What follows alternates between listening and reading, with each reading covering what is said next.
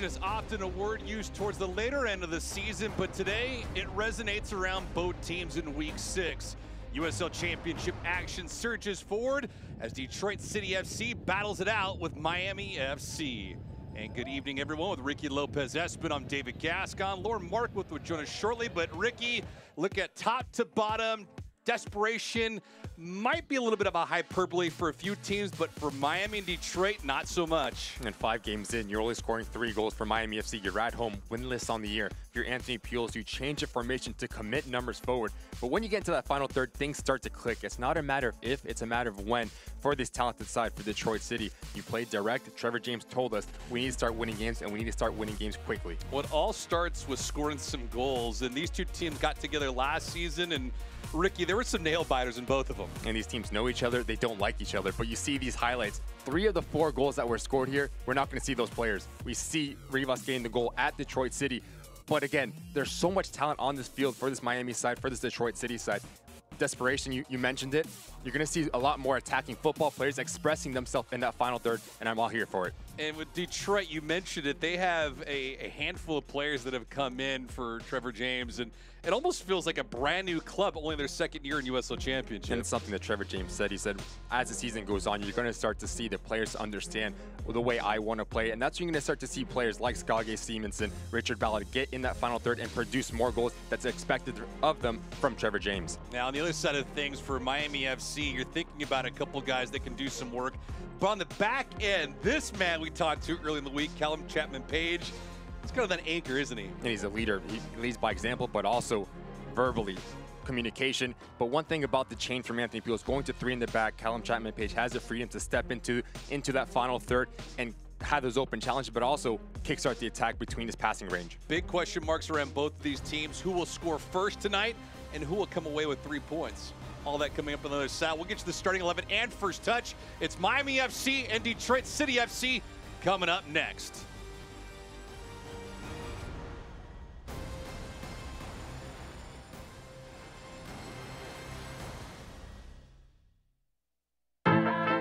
Some people think Miami is just flamingos and palm trees. And hell yes, we have badass sunsets.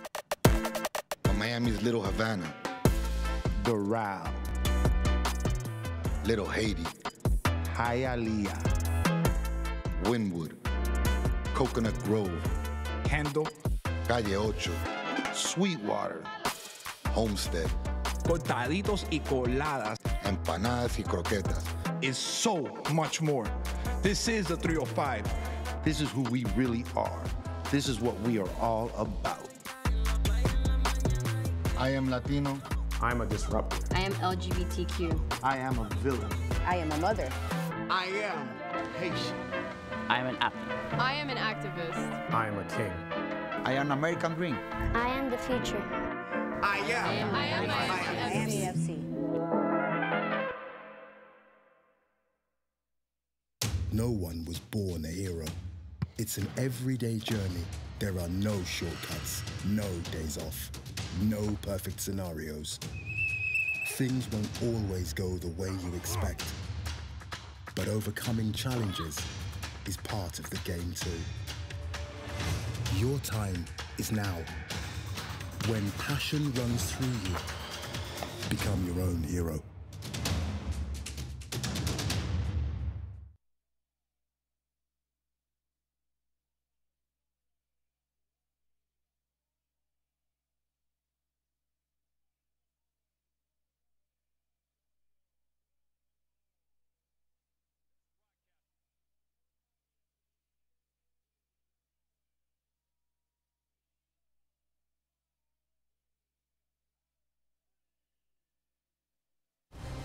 This broadcast is brought to you by Wheels.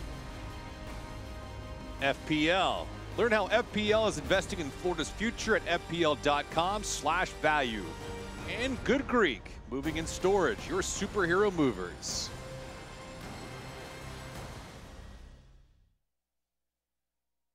on a glorious Saturday night, wherever you may be. Pulling up shop here with Miami FC and Detroit City FC. Ricky Lopez-Espin, why don't you do the honors tonight for us? We have a three-back. You have Aiden Stanley and Curtis Thorne. They're going to give you the width, but they're also going to give you numbers into that final third as they see. Repetto is going to stay as the target man. Salazar is going to have the freedom to come underneath, but also stretch in behind. And all comes down to Joaquin Rivas. I think he's going to be a kickstart for this Miami FC side and Anthony Pulis. For Detroit City and Trevor James, I think it all comes down to that middle three. You look at McCabe, you look at Rodriguez, and you look at Job.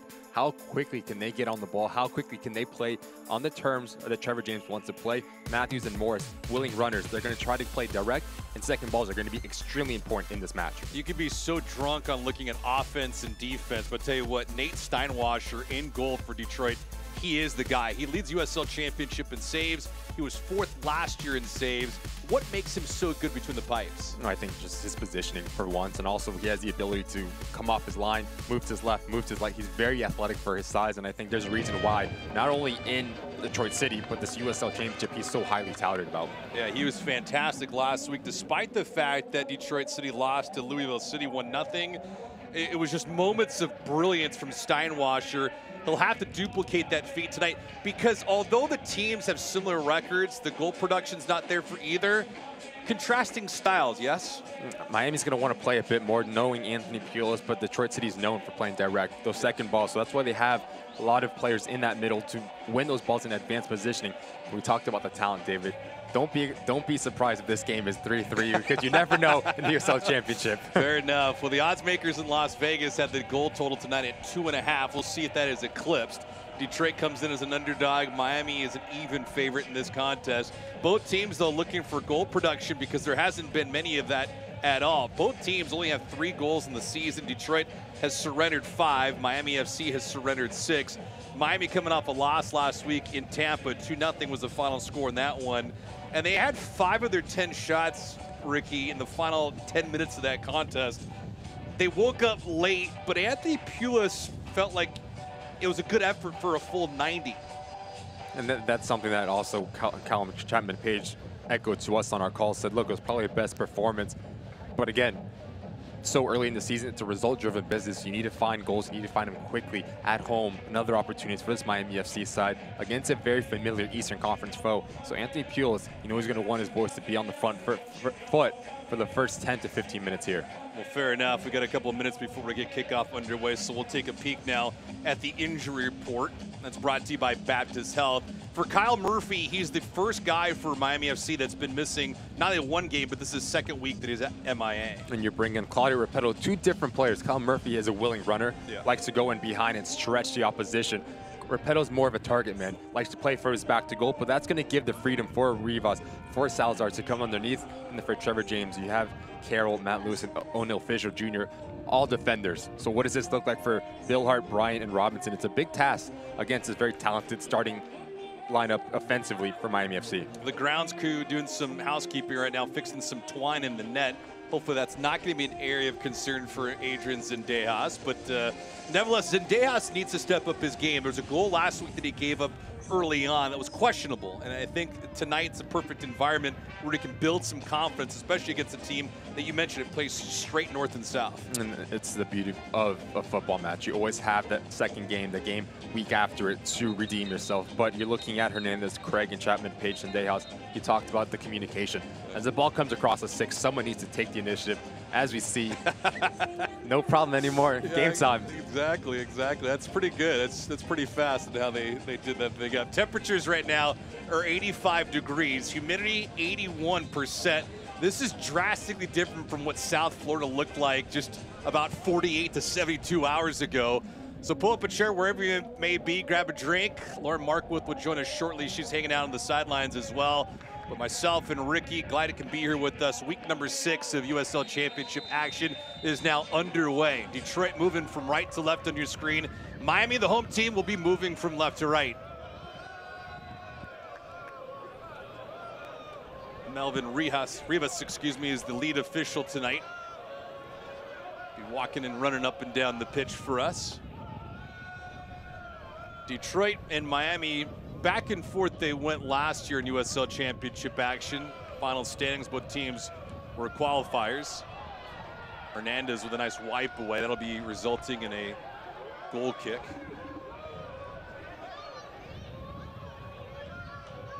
Ben Morris, a quick look at him. He's one of the newcomers for Detroit City. Trevor James, leader of the pack for Detroit.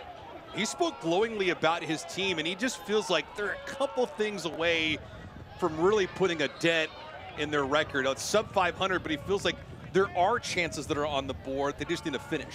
And that's the name of the game for both of these sides, actually. Yeah. But for Trevor James, you bring in a Morris that has a willing to run behind. We saw him against Louisville City, how many times he broke free. But again, not having that final execution, that final phase, that bit of quality that Trevor James, he knows the players that he brings in, they do have that. So it's not a matter of if, it's a matter of when for this Detroit City side, when they can start finding the back of the net. You've been on good teams and you've been on not so good teams. When the offense isn't there and it's a little anemic, what is the conversation like between player and coach, players amongst themselves once they get into a game activity? You just have to keep working. Obviously, everyone knows that there's frustrations when you know you're not hitting the back of the net. But Anthony Pulis told us there's no real special formula. Just get the guys in front of goal, get them hitting the back of the net with confidence, because everyone on this field has the quality. Everyone's a professional footballer. They do this for a living, so they can hit their spot. So it's a mindset. When you're in training for 5 days a week and you start to get the rhythm, finding your spots, starting to hit the back of the net, when you come into game time and gameplay, no different. The one luxury that at least a few of these teams have had is the ability to play in the US Open Cup, so you get some midweek activity that could hurt or it could help some teams, especially when you lack offensive productivity. But the one thing, though, for Detroit is they haven't scored a USL Championship goal since week 2. So you're looking about not only a spark, but you want to light a forest fire if you're both Detroit and Miami, because the offense needs to come, and it needs to come quickly, because we can only say the season's new for so long. Exactly. And both coaches know that. They had the ability to talk to Trevor James and Anthony Pulis and said this is a massive game for our respective clubs. For Detroit City, no better way to come in on the road in this Miami hostile environment to take away and walk back with 3 points. But for Miami FC, winless on the year, especially at home, you need to start picking up points when you can. Puzzling as it is, you mentioned at the top of the show, Joaquin Rivas is one of the lone returners that had any kind of influence in the matches from last season. He scored in one of their contests. It was a 1-0 victory as Miami beat Detroit back on October the 15th. So Rivas is here, and now he's looking for some help. Salazar amongst the starters here tonight. Flo Below also there. Velow's played in all 5 games, now make it 6 tonight. He's got possession of it right now. Velow scored his first goal of the season in week number 1 against FC Tulsa, but the offense just has not materialized for him, and I think the chances haven't been there either. Williams efforting for a corner kick. And you just see how explosive and how direct Detroit City is. Turnover down on one end, it's Morris getting on the end and forcing a corner kick. So if you're Akinyoti and Below, you both can't get caught up the field. You just see how quickly Maxi Rodriguez can play around the corner. You have Connor Rutz, who's very clever at finding all those half pockets. So it's a big challenge for Miami FC in terms of the defensive positioning when they're on the ball. Changing of shape a little bit for Miami FC. They went with 4 in the back to open up the season, but now have migrated forward. Bill Hart, sharp corner. That attempt, that header goes sailing over the net and wide. First look towards Zendejas here tonight. So we take a peek at it again. And it's a good ball in. If you're Miami FC, you can't be on your heels. You can't give a free header on top of your 6-yard box. You have a bit more communication responsibility to win your individual duels. Thorne couldn't get to it in time.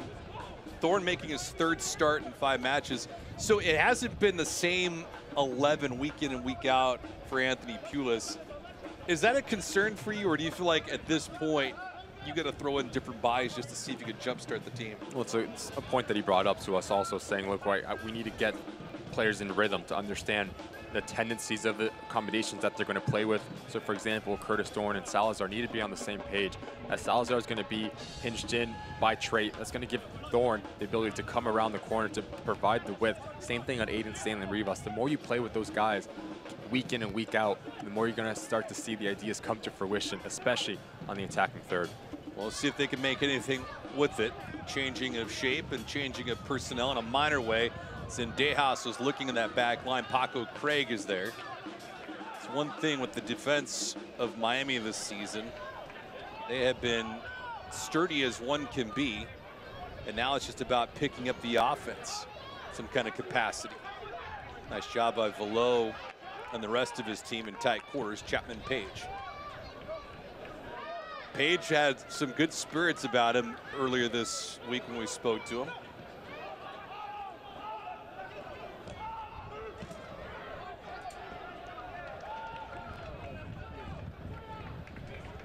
As we're here into the 7th minute. Neither keeper been tested just yet. Just like Miami FC, Detroit City FC is advancing and has advanced to the 3rd round of the US Open Cup. They get to face Minnesota United FC, members of the MLS, and Inter Miami will be hanging out here in a couple weeks too. Ricky, I know you're excited about that.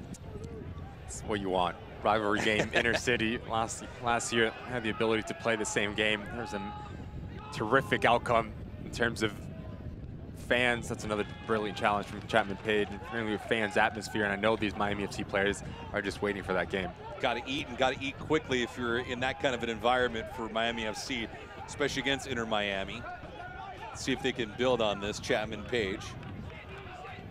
Chapman Page, 6 starts, 6 matches for him. He's been productive. This one bending into the box, and the first touch tonight for Steinwasser. Nate's 6th start of the year. 20 saves so far in the campaign. He's surrendered 5 goals. Save percentage is there, though. It's at 80%. So that tells you a couple things. One is the volume of shots is awfully high. And 2, the defense needs to improve for Detroit. He's just fantastic. You ask Trevor James, is there anything he's done that surprises you anymore? And he's like, no, I've seen it all. So many times throughout seasons and trainings and games, he's just staying on his head and kept us into games. And that's all you can ask for a goalkeeper, the ability to make big-time save after big-time save. And Nate Steinwasser has done just that. There was just moments of brilliance last week against Lou City, and Trevor James had said he loves the spotlight, does Steinwasser. There comes a time, though, where you don't want to see a heavy volume of shots, especially early on in a game, because all of a sudden one gets past you and it's like the floodgates open up. Exactly. So into the 9th minute. Both teams trying to get their footing here in the first of a couple of affairs. Eastern Conference is a different animal this year, but the usual suspects in both the Western and Eastern Conference, the top marks. San Antonio, Lou City later on tonight. And start to see those second phases as Detroit City tries to play direct. Chapman Page is very good at reading the game, understands when to drop in, but also when to peel off and give the space for the central midfielders. I think this game is going to be won or lost in those second phases. Who's going to be able to make and prevent their dominance on the opposition, especially Oluwakinyodu, who's just a winner, hard-nosed challenger, likes to sit in that pocket, and that gives the freedom to Velo to advance in the final third. Make it any easier for Miami with a team like this from Detroit that plays so direct? I think there's a bigger emphasis on your defensive positioning. Yeah. Especially in the middle field and communication between Hernandez, Craig, and Chapman Page. As one steps up, other two need to provide a coverage. Some colorful language here with Tommy McCabe and Michael Salazar. Big night tonight, soccer for all night. You have kids here at Ricardo Silva Stadium, part of the Football 305 initiative. Always important with the youth to be involved in the game, around the game, at the amateur collegiate level, obviously with the professionals too. Helps that you're in a hotbed for soccer, of course. Rutz. Softly played over. Bryant's out wide. Rodriguez in the middle of the pitch. Early Early look here, just outside. It's Zendejas' first touch. That one volleyed back to himself. But a good look just outside the 18 for Detroit. But Rutz, a calm save there against Morris. And again, these are the situations that if you're Paco Craig, there needs to be a secondary player providing coverage. Good interchange between Matthews and McCabe. As Matthew drops in, McCabe advances onto the top line. You know anything about Tommy McCabe, he has the ability to hit a ball on a rope, very technically sound. In the end, easy save for Zendejas. McCabe played his college ball at Notre Dame. It's from South Orange, New Jersey. Started in all but one match so far this year. If you're Paco Craig, there needs to be communication for Bolo to take on Matthews as he drops in. The center back, you don't want to drop your gun and push up. Leaves you a big gap in behind if there's no coverage being provided. But you do like with Miami playing with only 3 in the back as opposed to 4, correct? I think it just gives them more freedom. Understanding of when to step in, but also commits a lot more numbers forward. Anthony Pulis wants to score more goals. It gives you the wide play between Curtis Thorne and Aiden Stanley. So I do think it fits the personnel a bit better. Yeah, it felt like first couple of weeks of the season, Stanley would be playing a little more conservative to his liking. But now he can go full throttle up and down the pitch. And of course, the liberty of Curtis Thorne making his 3rd start in 5 matches.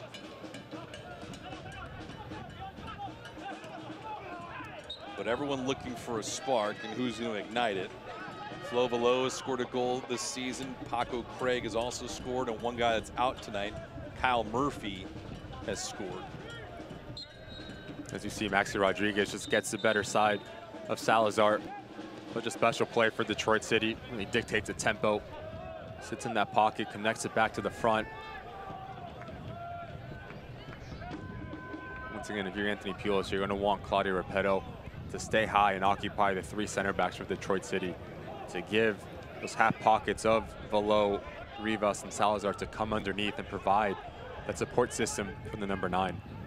Miami last week owned the possession game versus Tampa at 55%. That's offside by Thorne. Thorne, I don't know if it was a Charlie horse or not, but he did take a shot there near the IT band. And it's a good idea here from Paco Craig. As Detroit City likes to be compact, there's going to be space either around or behind. Curtis Thorne just a bit too eager. It's always going to be a good matchup between him and Bill Hart. You can get those wing backs for Detroit City to pin back and play defensively more times often than not. It's going to be a good day for Miami FC. Man, I don't know if we could go back on a replay of that shot right there by Thorne, but it looked like spikes were indented into his quad. Man, it's a pretty good look. Show a little skin there, but man, Thorne got cut up. Turnover here. See if something can materialize for the home team. They've scored the first goal in 3 of their first 5 matches this season. Chapman Page outside to Thorne. He's got 3 inside the 18. And the ball being a little bit of English and backspin, stays in bounds. Field the play, and it's controlled right now by Valo. Again, how Detroit City likes to play, like to be expansive. So if you're Miami FC, you force a turnover, how quickly can you play direct to break lines and make those overloads? It's a good opportunity there for Miami FC, but nothing comes from it. A little short on that pass. Bolu. Hernandez looking for a little bit of an escape plan, but ball played right back to him. It's to be a throw-in, though, for Detroit. Nate Steinwasser last year, 4th in USL Championship in saves. Detroit 7th. Look at that shot. I mean, that's not Freddy Krueger anywhere in sight, Ricky. That thing was, that was a gash that was left by Bill Hart. That's really what Bill Hart's very lucky. He was offside. Would have easily earned himself a booking, I would imagine.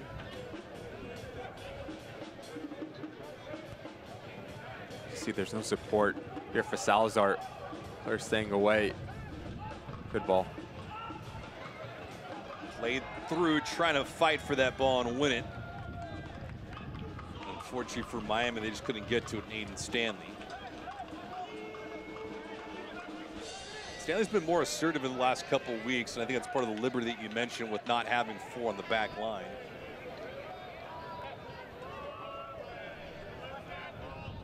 More of that freedom, not necessarily cavalier with the attack, but still you have more grass to play with, if you will. And it's interesting because both of these sides play with 3 in the back, so they have those wing backs. So who's going to be the one to pin back to make that back line of 5? I think whoever does that is going to have more of the ball, more freedom to get into the attacking third. Tight quarters here. Miami messing around with it.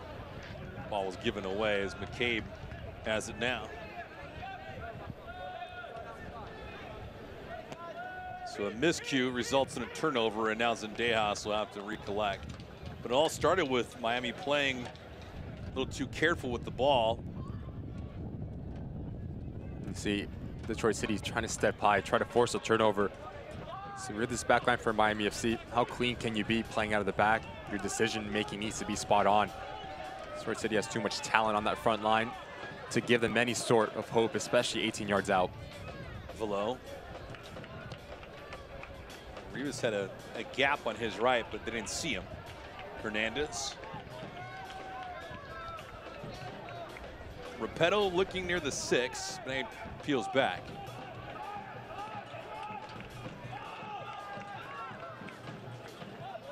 Rivas. Salazar is there asking for it. Steinwasser, though, quickly to break it up. It's better for Miami FC in terms of just movement off the ball. As Rivas drops in, and Salazar, who breaks the line with his running. Steinwasser, like we've seen throughout his career, quick off his line.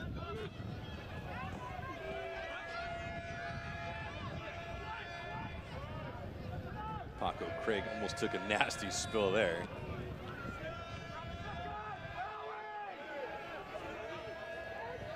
Be interesting to see how Anthony Pulis rolls with his reserves tonight. Sort of emptied his bench, if you will, last week against Tampa. Part of it was a reflection of the score. The other was just trying to get players involved. They can make any kind of an impact. There's Reese Williams. Weston, Florida. See if Stanley can keep it, and he does. Nice job by Aiden. Craig and Stanley trying to work themselves out of a tight corner. 19th minute here. Salazar.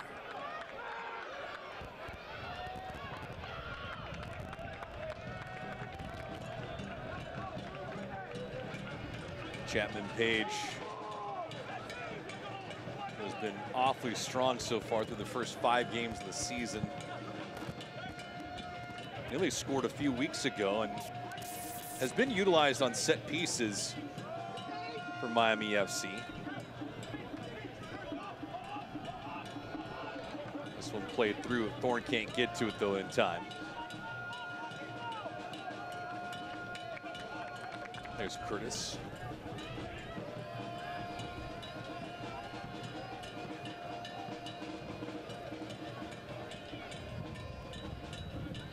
Curtis moving his way up from USL League One. Signed with Miami just a couple months ago, back in December of last year. Say a couple months ago, but now we're already in the middle of April. It goes by pretty darn quick.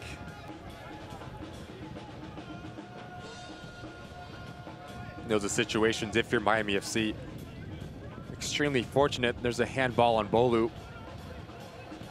As this ball's popping around to Maxi Rodriguez, there's so much real estate if he's able to break that initial press. Just one go, all of them need to go. The attempt here springing loose on the outside was Matthews.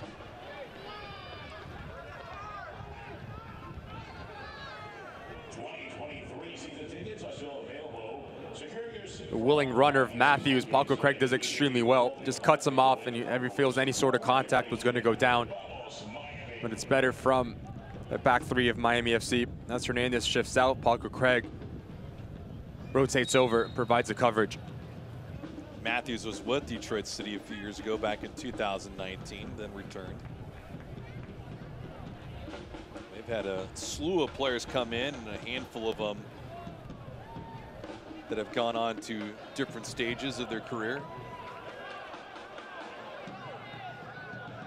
Antoine Opino went to Hartford, and he was the team's leading assist maker. In fact, he was the top man last year in the USL Championship with 11 assists.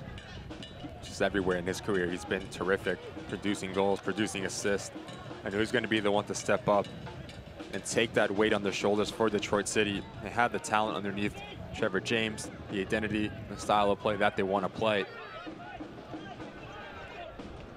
Also lost Declan Wine. Went to Charleston. Thorne trying to grab this, look for it. Can't corral it though.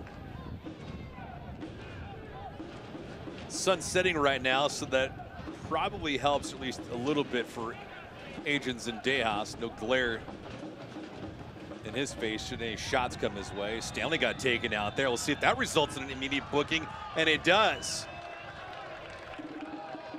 Tell you what, Rodriguez didn't give much resistance in terms of a conversation, but now a nice little bit of a lecturing from Melvin Rivas. As Miami shifts out to this left-hand side, just creates an overload. So Max Rodriguez needs to make a decision. As you can see, the swooping motion takes out Aiden Stanley. He covers so much ground for this Detroit City side. It's not the right decision, just a bit late, Max Rodriguez, but now the challenge for him in terms of his discipline, his positioning, the challenges that he decides to go into. Miami FC is having a lot of success when they find that secondary number 10 that drops into the pocket, whether it's Salazar, whether it's Rivas, to create that overload centrally for Anthony Pulis. And then you make the center midfielder for Detroit make a decision. Do I stay central? Do I play man-to-man? I was in search for Repetto, but a little bit too tall. Rivas was also there. So for Rodriguez, his third yellow card of the season, it occurs here in the 21st minute.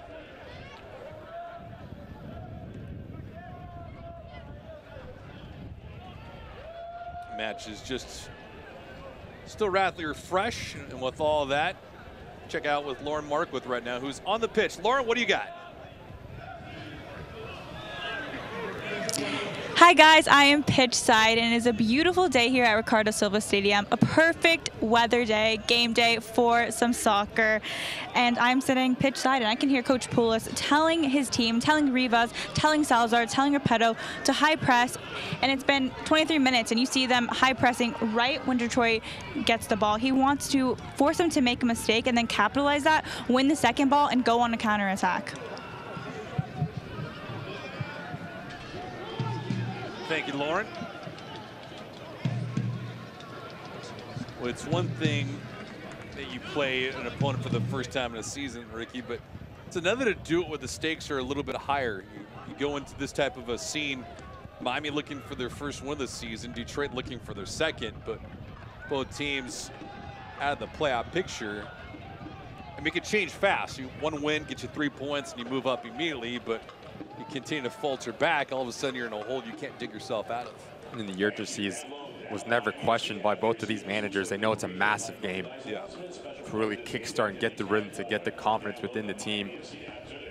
Obviously, Miami losing 2-0, Detroit City losing 1-0. So what does this look like as the game is going to go? Because you need to produce, you need to start scoring goals. And it's something that both of these coaches said, we need to get more numbers into the attack, and it all comes down to efficiency. Who's going to have that individual quality to break the deadlock? All about finding that right combination to see if it works out for you. Repetto couldn't keep it in. You need to get him more involved for Miami FC as well. Do you mean that in terms of minutes? Just the ball. Yeah. 25 minutes in, we've said his name maybe twice. As a target man, play off of him, bring players in. We'll see what happens with this strike. That one is well struck, but well over the net as well from Velo. Flo had scored almost from a similar spot against FC Tulsa, but that's all the way back in week number 1 on March the 11th. Having the courage just to pull the trigger from 35 yards out. He has the quality to do it, just leans back. That's why you see it raise over the bar. you need to get Flor and Velo in those positions a bit more if you're Anthony Pulis. Detroit last week, though, they lost 1-0. That game should have been 4 or 5-0 for Lou City. Lou City outshot Detroit 21-9. That was the final tally. Shots on goal was 7-0 in favor of Lou City. It was a sizable difference between the two clubs, and one that wasn't indicative of the score. So if there's something that Miami found in watching tape from that contest, you got to imagine they want to carry it over into what they do this evening. So Dejas spoils that opportunity. Once again, Detroit just breaking the press for Miami FC. Whether it's Matthews coming in, Bill Hart coming around the corner. They have a really good understanding as the center back pushes up to play between the lines of Miami FC. They're having a lot of success playing into the striker, and the wing backs providing that width, getting into that final third. A lot of the activity has been in the middle of the pitch, though, for both clubs. Chapman Page. I was fortunate for a moment to keep possession. They did get it back. Bolu didn't play in week 1 because of a red card at the tail end of last season. Paco Craig.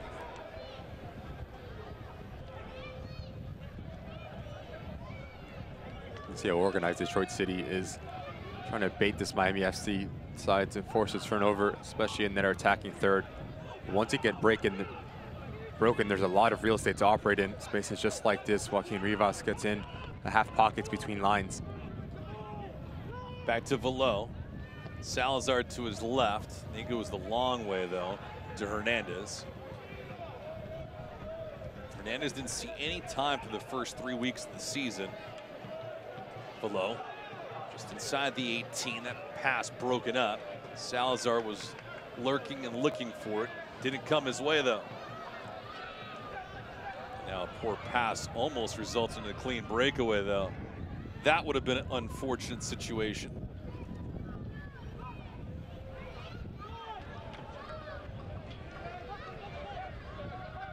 It's not a knock on Detroit, but they are pretty black and white when you look at how they play.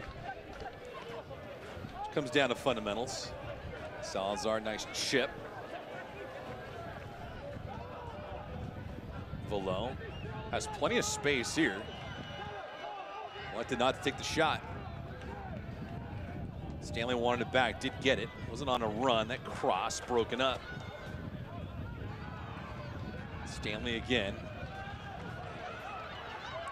Tic-tac-toe passing. Does it work to the advantage? It does not. This is something that you begged for at times during the season, Rick. It was more of this. Almost resulted in a goal, but good combination passing here from Miami. Extremely quick, clean, and crisp passing around the corner. If you're Bolu, you just need to take a little bit off that and just whip it right on top of that 6-yard box. Have the talent, a little bit of a glimpse for Miami FC can do when they move the ball quick, have willing runners off the ball as well. And part of the reason for that is Claudio Repetto. He's 6'3", so take a little bit of steam off of that. If you're Bolu, that results in a goal. And it just gives you a focal point to play off of, much like Matthews for Detroit City. Yeah. Play off of his feet. He's able to turn, run in behind, and occupy the opposition in their defensive line. So it gives you the special players underneath you the freedom to roam and to get on the ball. Salazar doing a good job of possessing.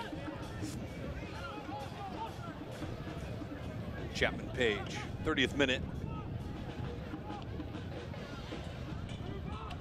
Onside, Stanley. Repetto, who's marked. In fact, nearly double teamed there. Bolu inside to Repetto. Wanted to turn and fire, gave it up though to Velo. Thorne. Salazar's there, ball came near him. And this results in a throw-in for Miami. So now they've slowly tilted the possession game in their favor. Been playing more in the attacking third against Detroit. And that's just a poor throw in there. And don't miss Miami FC's next home match Saturday night, April 23rd versus Las So these two teams got together last year twice. Miami winning 1-0, and another one they scored to tie it awfully late. 1-1 was the draw on that one. Not that there's any kind of carryover, but needless to say, we anticipated more of a rather tightly conservative affair tonight. Bolu asking for more than just a foul.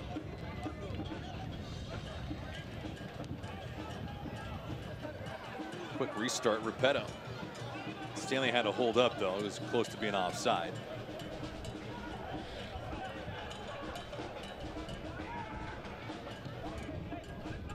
Chapman Page.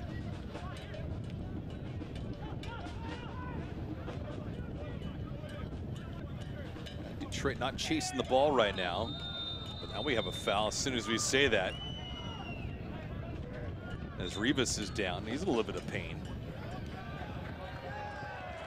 And that's going to result in a yellow card here in the 32nd minute. So Jop. Yeah, there's no need to go into this challenge if you're Joe. Bit of frustration. You can just see the elbow comes in high, catches Joaquin Rivas. Once again, you just see if you're Miami FC, if you move the ball extremely quick and have those 1-2 combination plays and the ability to break down this rather stout defensive positioning for Detroit City. Looking for quality here for Aiden Stanley. Right on top of that 6-yard box. Between that and the penalty mark to create chaos within the back line of Detroit City. So Lai Joe with a yellow card here. 32nd minute, second yellow card of the match for Detroit. We got action inside the 18.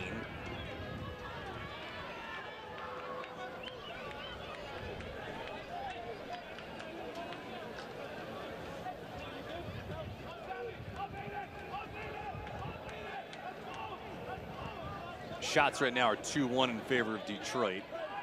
Well, one of them has been on target, though. Nothing from Miami just yet. 33rd minute, though, and we have only had one real sequence of fluid offensive creativity from either squad. And that was from Miami just moments ago. And if you're Trevor James, you're going to want to get Connor Rutz on the ball a bit more as well. As a number 10 underneath Morrison Matthews, he's very good at finding those half pockets between lines. You need to supply him, get him active, get him confident on the ball more times often than not. Having a very difficult time breaking through, especially in the center part of the field, Detroit City at the moment.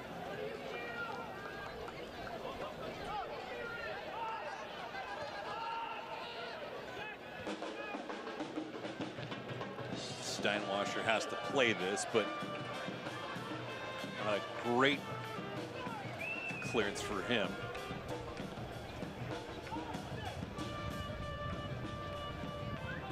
Velo. Back to Curtis Thorne.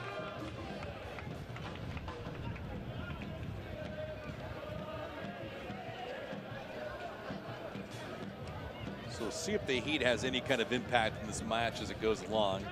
It was 85 degrees at kickoff with 81% humidity.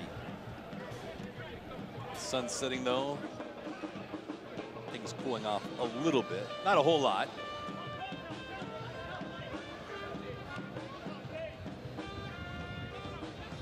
But as an athlete, you can take what you can get.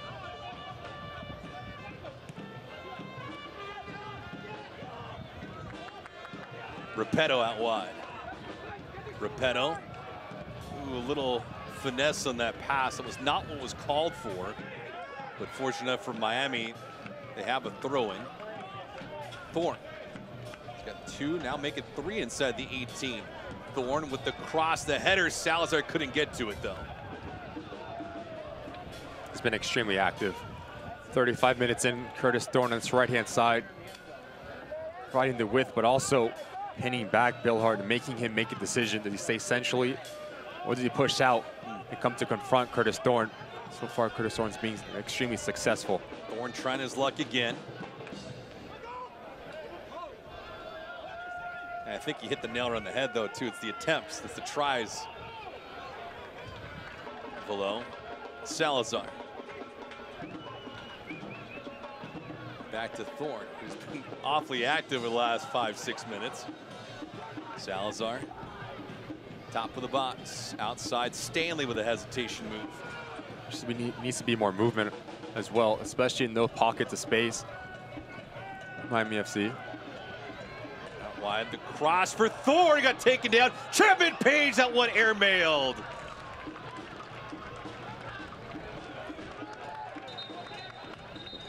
You're looking for movement as Curtis Thorne comes in off the shoulder of Bill Hart. Doesn't see him. This ball pops off extremely nicely for Callum Chapman Page, with the difficult technique to rise your knee above it, to swing down, to keep it on target. But once again, the fullbacks making things happen for Miami FC. Aiden Stanley, good ball in. You can see Chapman Page has the ability, just so unfortunate not to get it underneath the crossbar. We've got a water break right now, but while we do that, I'm going to remind you, Paco Craig and the entire Miami FC, they're going to go into Kentucky to face Josh Winder and the reigning Eastern Conference champs, Louisville City FC. Don't miss the start of the new season of the USL. One, it's ESPN on Saturday, ESPN 2, excuse me, on May 13th, 7 p.m. It's on ESPN 2, so it's something to look forward to between Miami and Lou City. And this is a Ramadan fast break, so we have players observing last week and this week as well.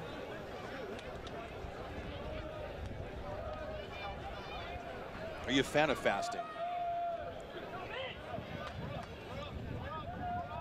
Intermittent fasting, full fasting? I've never done it. Never done it. I just eat when I'm hungry. Fair enough. I know it works for some people, though. Yeah, I have a few friends for religious reasons that fast, and others, you know, I might include myself intermittent fasting. You know, sometimes we like carbs too much. Ricky. Yeah, there you go. But yeah, the observance of Ramadan can't take in anything, so the water is the only supplement.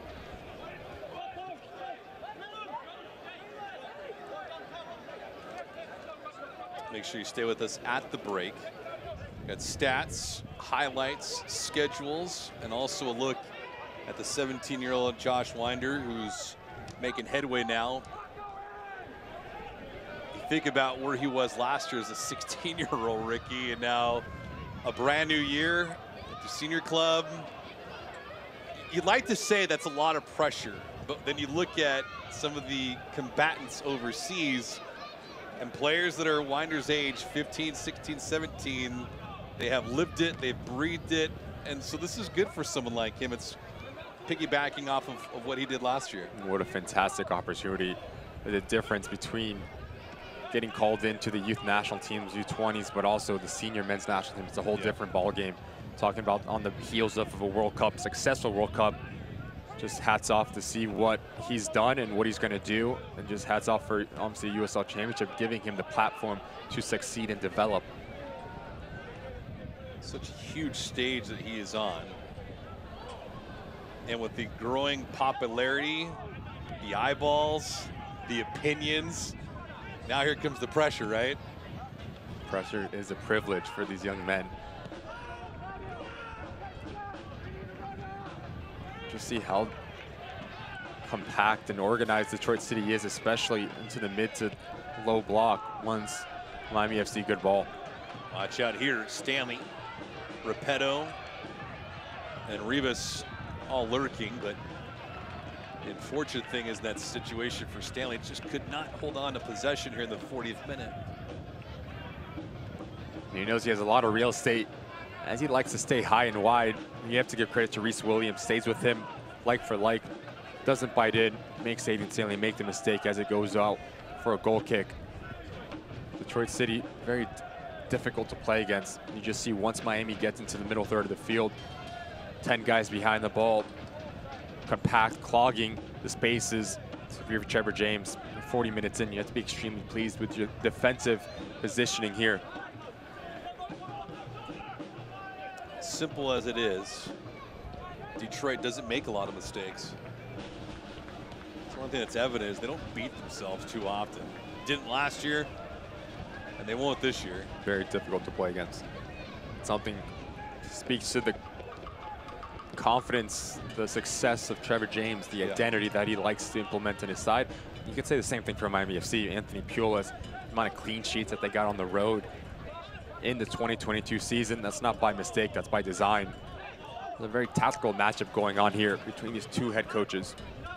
Yeah, it's one thing that Trevor James said to us early in the week, despite their record and where they're at, he said they don't have a lot of weaknesses.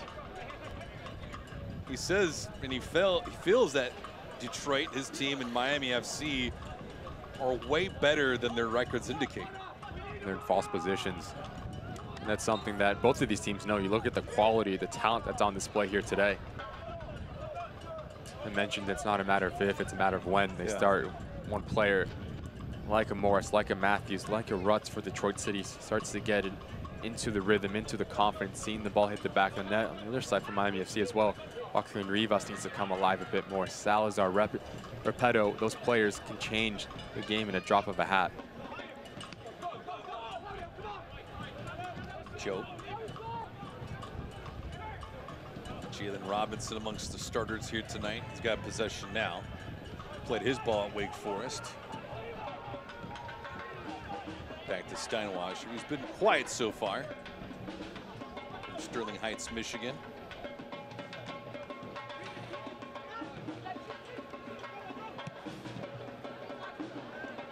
Played up and now through. Detroit looking for some numbers here in an attempt inside the box. Nice play though on the back end. It's good transition defense though from Miami. As Paco Craig's reliable as ever there to break it up. Probably the best passage of play here from Detroit City. As it starts on the right-hand side, Chopet advances, comes in centrally to Matthews, out to Billhart. We give credit to Paco Craig, stays like for like with Matthews. Trevor James has to be extremely pleased just seeing that pattern play come out. See how Rodriguez delivers this ball in the corner. 43rd minute. Pretty decent service for Detroit.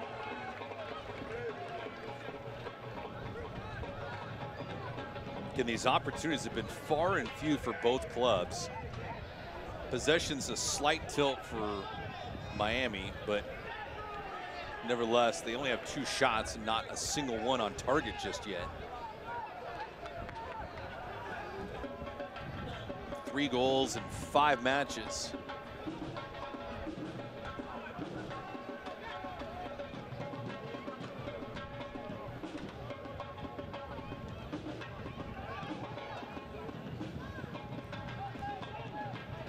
Last time Detroit scored a goal in USL Championship, you have to go back to March 18th against El Paso.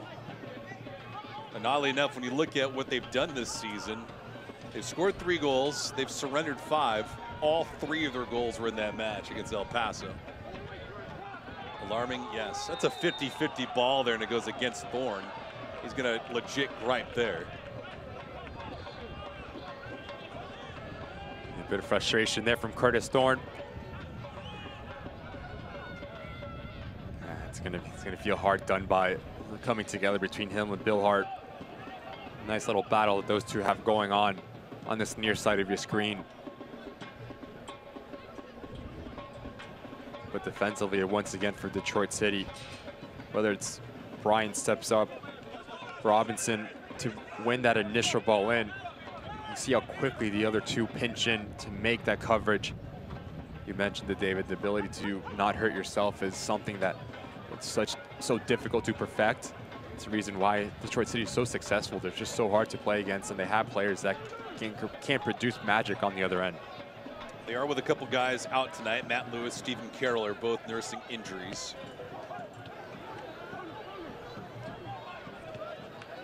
Kyle Murphy out for Miami. The lone injury concern. Don't have word on how long he'll be out, but he missed last week's affair against Tampa, and this week the same. It's a dangerous proposition here. Thorne couldn't get to it. Velo has it with the left foot over on the left-hand side. Stanley and Hernandez are both there. It looks to be Hernandez now. Got about a minute of stoppage time.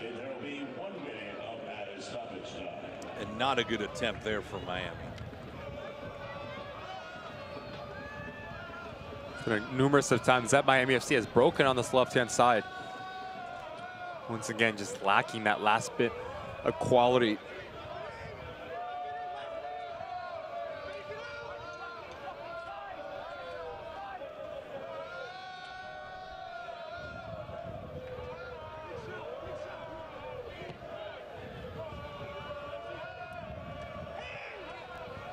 Well, not a lot of delays, not a lot of sitting around for either squad. So that's what we get, 1 minute of stoppage time, and that was pretty much all that was allotted.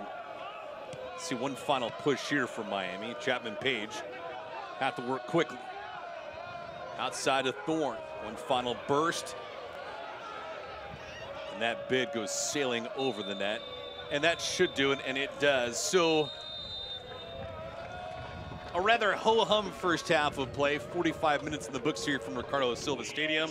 Match is scoreless, but Ricky, your thoughts? I think this game is just begging for someone to produce a bit of magic, whether it's a combination play, a shot from distance, test the goalkeeper. Steinwasser's and Day has widely untested. There's too much talent on this field for this game to go begging. So it's going to be very interesting what Trevor James, what Anthony Pujols go into the locker room and tell his boys for an all-important second half. Well, Miami FC searching for their first win of the season.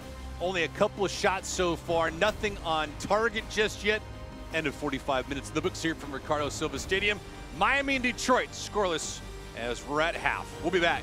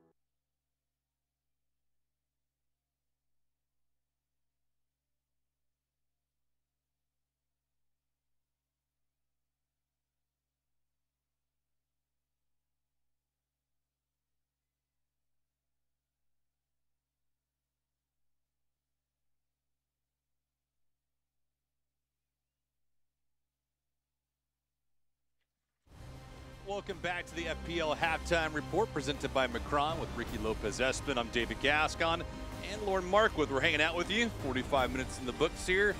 No score between Miami and Detroit. A whole lot of fun here so far as Miami looking for their first win of the season. And Ricky, we look back to a couple different things with these clubs, and well, a whole lot of something with Miami and Inter Miami coming up in a couple weeks. I bet it'll be awfully fun for you because of the familiarity. Miami Classico, this is the games that you want to play in. That's the beauty of the Open Cup. It gives you the opportunity to showcase yourself, not only within the USL Championship, but also take on MLS opposition. And it's even better when they're right across the street. Who's going to fight for the best side in Miami? And I know this Miami FC family, the organization, the fans are looking forward to it. Certainly will be the case. April the 26th is the date. Tickets have gone on sale for that contest. Before all of that, we have the USL Championship regular season schedule. You have Las Vegas that's on tap, followed by Oakland, Birmingham, Lou City, and San Diego. It's not going to get any easier, is it? Travel at Oakland and at Louisville, those are very difficult games. But if you're Las Vegas Lights, what does that look like? A brand new side. So they're just finding their footing. Again, it's another opportunity at home to take points. Birmingham Legion, we know they're so explosive going forward. And San Diego Loyal. So if you're Anthony Pujols, it's a rather meaty side of your schedule, but you need to take up maximum points here. Make sure you are observant of that early start time, 4 o'clock Eastern. is the start against Las Vegas next week. Fans right now soaking it in and waiting for some offense to get them up on their feet. Well, right now we're at the break. Miami FC and Detroit City FC are scoreless with 45 minutes in the books. We'll have some news and notes coming up next.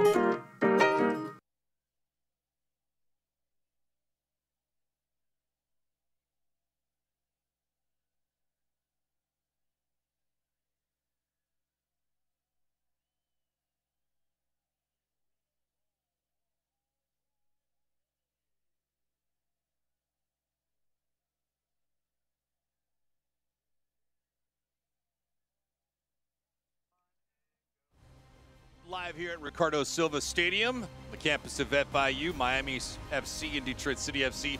Scoreless with 45 minutes to go as you're watching the halftime report presented by Macron.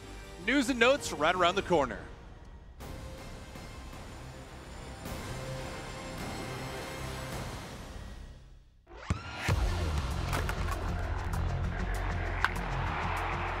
We all have goals. But let's be honest, most of us aren't going to be professional athletes. But if your goal is to finish your degree, we can help. Come to a university that puts your goals first. Bellevue University, your partner in finishing goals.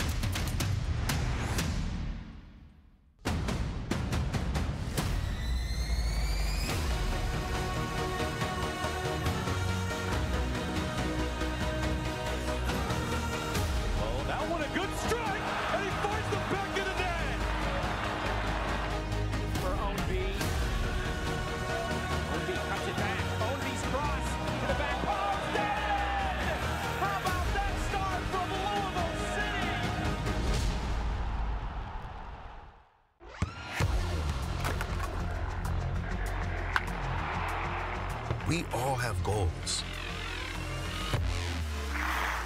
But let's be honest, most of us aren't going to be professional athletes. But if your goal is to finish your degree, we can help. Come to a university that puts your goals first.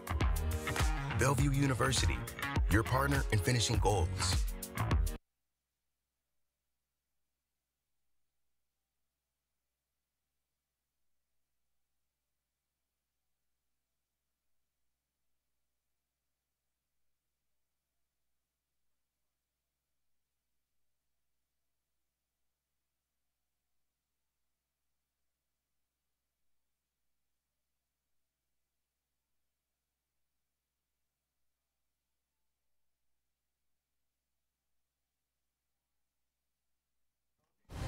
Back here at the break right now with Miami and Detroit locked up in their first affair of the season. Match is scoreless with 45 minutes in the books. Ricky Lopez-Espin, I'm David Gascon and Lauren Markwith. Ricky, time to dip into the news and notes around USL. And we talked about the UN men's national team. Josh Winder, deserved, respected. Yeah. Now what can you do going forward? You have teams in Europe talking about you now. Getting your first cap, what opportunity for is. Obviously, Jordan Farr has been terrific for San Antonio FC, rarely putting a foot wrong. And then you mentioned it earlier in this first half, USL Championship on ESPN, Lou City playing host to your Miami FC. That one's going to be one to circle because there's nothing like Lynn Family Stadium in this USL Championship. Going to be huge, huge, huge. Of course, Miami has Inter Miami in a few weeks from now, but looking around the map as we take a look now at the schedule for tonight, and also we'll bleed into tomorrow as well. But first off, with tonight's festivities. I'm looking at New Mexico hosting San Diego Loyal. That one's going to be very terrific. New Mexico home opener. We go down to Sacramento Republic playing host to Colorado Springs Switchbacks. What does this look like? Oakland Roots taking care of Indy 11 last time out. They play host to Hartford Athletic, and then Orange County Indy 11, Phoenix Rising, Monterey Bay. A whole slew of games. Competitiveness, that's what you want in this USL Championship. All of it later on tonight here on ESPN+. You can watch these games live and also on demand. Of course, the activities right now, Lou City beating San Antonio 1-0. That's early on, though. Charleston Battery 2-1 at FC Tulsa. Ben Pierman having his fingerprints all over this season. Loudoun United 3-0. A whole different Ryan Martin side halftime at Pittsburgh and RGV.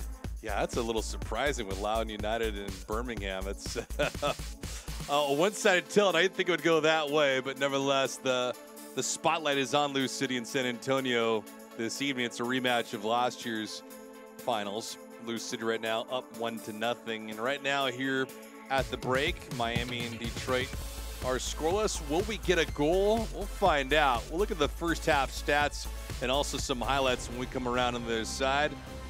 Pull up a chair if you'd like to, or you can whip out a cell phone and take some snapshots of your own as well. Plenty of things going on here at Ricardo Silva Stadium. Sit back, enjoy the ride. We'll be back here in 60 seconds.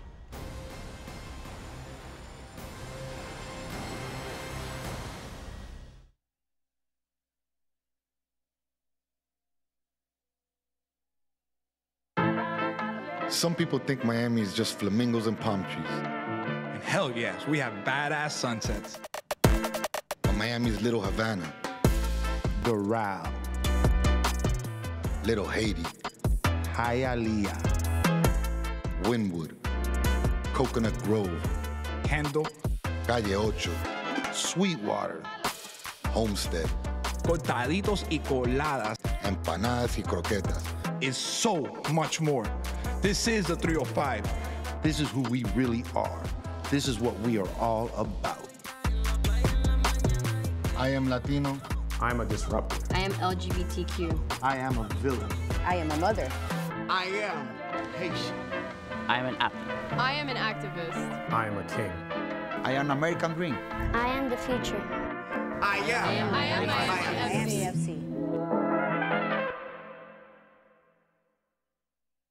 No one was born a hero. It's an everyday journey. There are no shortcuts, no days off, no perfect scenarios. Things won't always go the way you expect. But overcoming challenges is part of the game too. Your time is now. When passion runs through you, become your own hero.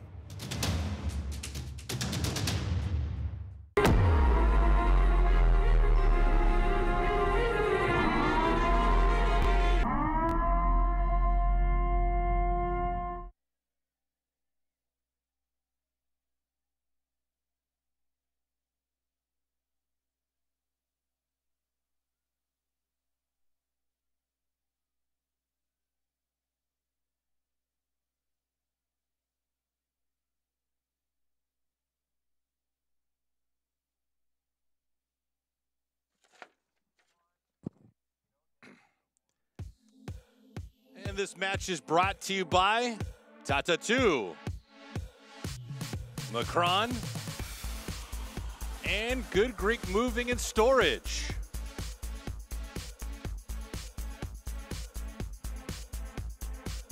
Take a look now at the first half highlights in this thing. Ricky, not a lot of goals. So what do we have? It was very cagey, probably the best passage of play from Detroit City here. As Matthews drops in, it's McCabe that advances, and he hits it extremely well, but just so unfortunate for the midfielder. It's straight at Zendeja, excuse me, it was Morris actually, but good understanding, good relationship between those front two players as one drops in, one goes in behind and challenges. But then Miami FC started to grow. You start to see players getting involved, getting in advanced position. That one Florian Villa is going to want back as he sees it just rise over that crossbar, but committing more numbers forward.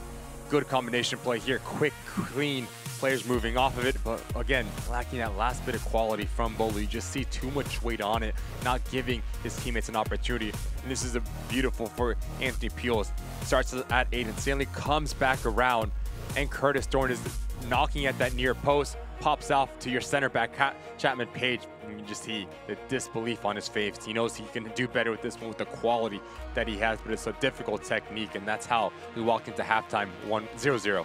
And here's your takes, first half stats. Nothing across the board on either side. Detroit with a slight advantage in shots. Only one shot on target for both these teams combined. But the possession arrow is favored towards Miami so far. 62% to 38%. What does that tell you? Obviously, Miami FC's had on the ball a bit more, but not really threatening. It's always been in the center part of the field. So again, if you're Trevor James, if you're Anthony Pujols, what do you tell your boys to commit numbers forward, to express themselves in that final third? Because you need to pick up points, you need to ask questions of the opposition and their goalkeeper. Questions have been plentiful for both of these teams, especially in the offensive category. 6 goals combined for both these teams leading into tonight's affair. And will there be a break in that kind of a sequence? We'll find out. Miami got shut out last week at Tampa, losing 2-0. Detroit got blanked by Lou City 1-0. It's been a troubling part for both of these squads, getting on the board. And I think more to the point, too, for Miami, Ricky, is the fact that they've had a lead in 3 of their matches and failed to seal the deal. And being able to close out your games as well is such a difficult technique. Salazar takes it, blocked on the way through. Cross, that one headed away at the last second. Stanley with a good bid there. Robinson and Bryant there to break things up. Bolu wanted it back. He went on a run, but Stanley peeled it back to Velo. No changes, though, for Miami. Chapman Page with a bid from about 25 yards out. Already a minute and a half in, you just feel different type of energy from Miami FC. As you play in this 3-back, that gives the freedom and the ability for Callum to step in. More like a different phase in the center part of the field. Always exploiting that overload, especially on the wide sides, whether it's Aiden Stanley, whether it's Rivas, Salazar. Repetto tried winning it. Claudio trying to do his job. And Detroit asking for a foul. That's not the case. Williams was the one that went down. Looked like it went off of Williams. I don't know how this is a throw-in for Detroit. That's a missed call.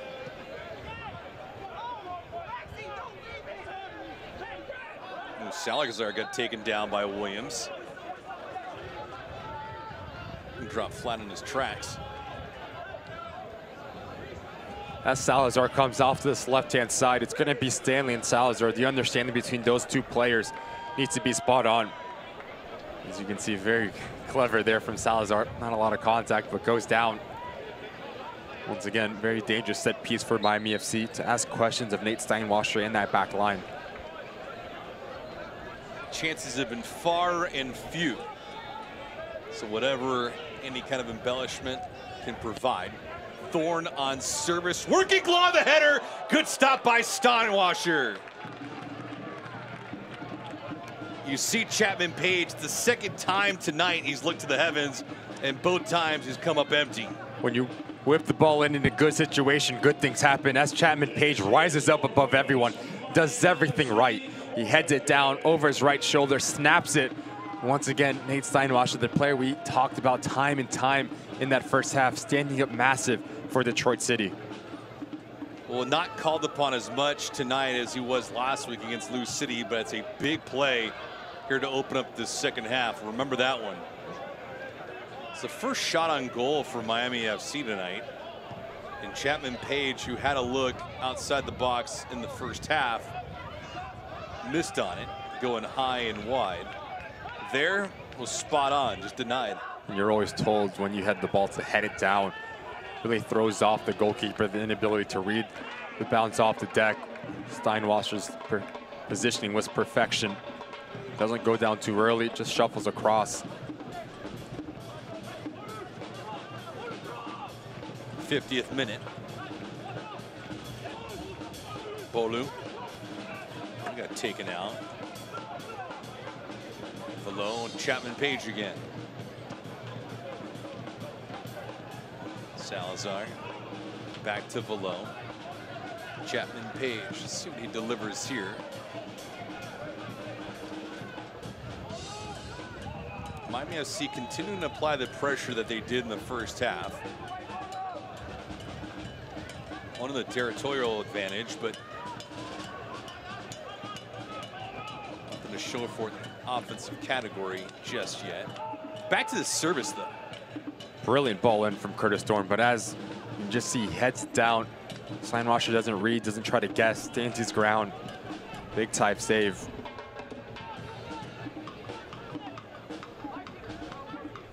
It's a nice overlooked shot of Thorne and that delivered to Chapman Page. Chapman at 6'1", so he is able to elevate, get tall. Rivas to Repetto. Claudio trying to make a move. That ball just being forced out. A veteran play, nevertheless, as Bryant using his position there. And he's been bright for Detroit City. Bryant, the center of the three, the back lines, positioning, the leadership, organizing the players in front of him. The big part of what Trevor James and Detroit City likes to do on the defensive phase of the game. Lucky enough to get a few days off. He has played in every match so far this season, and heading into tonight, he had played every single minute for Detroit. A lot of durability. Leader through and through.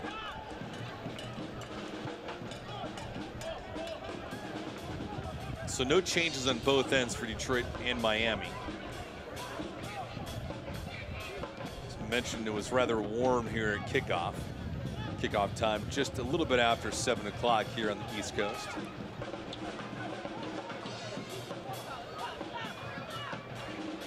Miami FC need to be extremely careful. Yes, you want to commit numbers forward. Yes, you want to be expansive.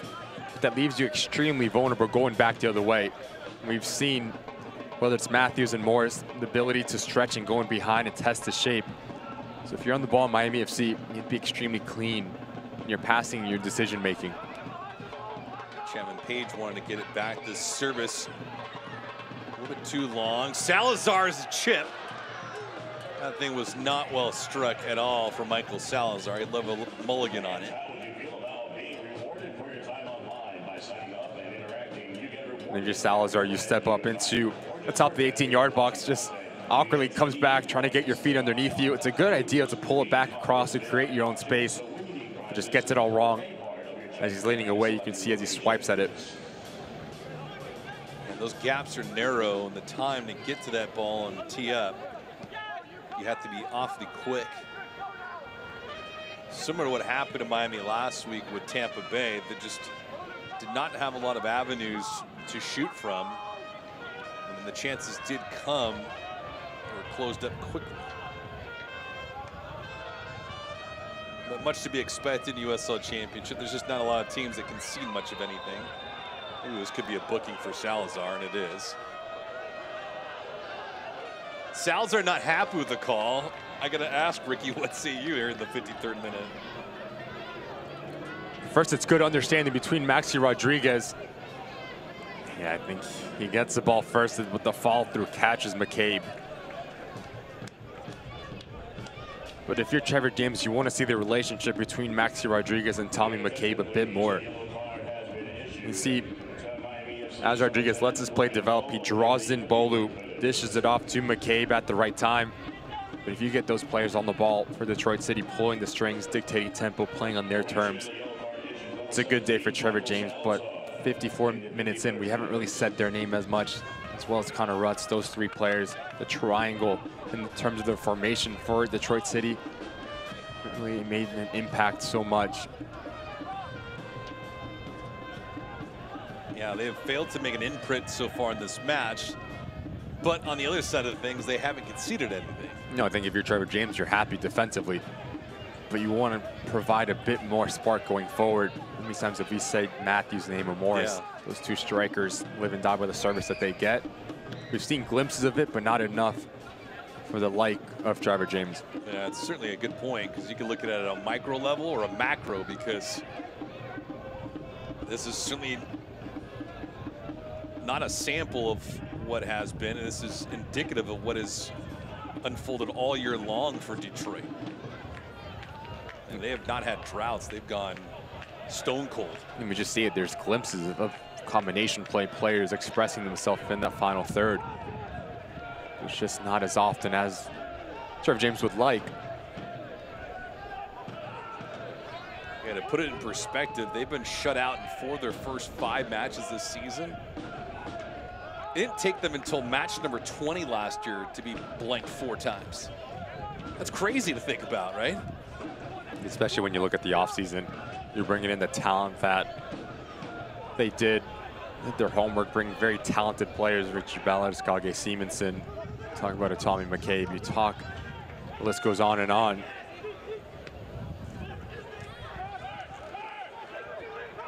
That is the case, but as the saying goes, you are what your record says.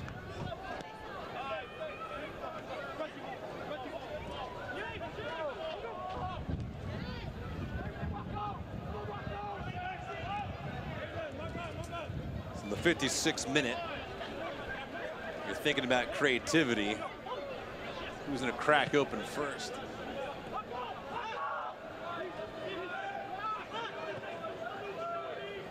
You can hear a lot of the chatter on the pitch, though, so the communication's there. It's about materializing. Hernandez.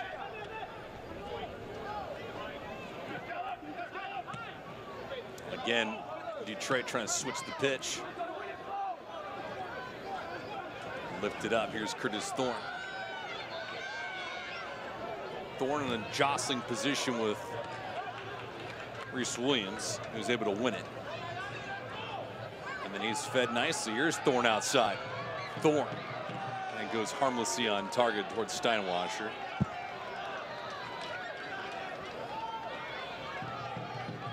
An act and a thought, maybe in 2 separate directions.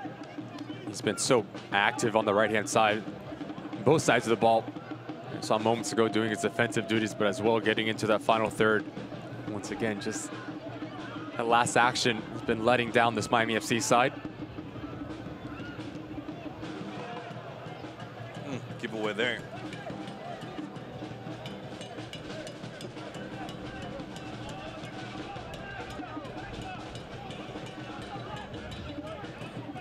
Match next week for Miami, taking on Las Vegas.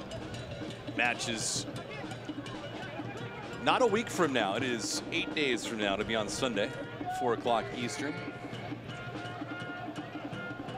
So an extra day out for Miami, never a bad thing. And then you think about where they're at on Sunday. They get Las Vegas on Sunday, and then you fast forward the calendar 3 more days, and they get Inter Miami. Uh-oh. I think it's a very important stretch of games. 3 games at home. Yeah.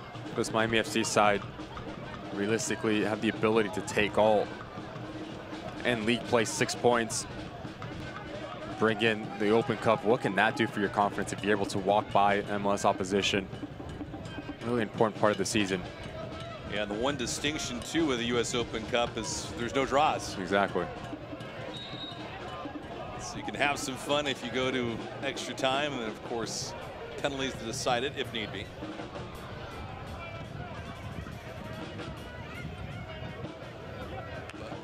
not getting too far ahead of ourselves. Rivas here. Good work there from Reese Williams. Yeah, backtracking nicely to break that up.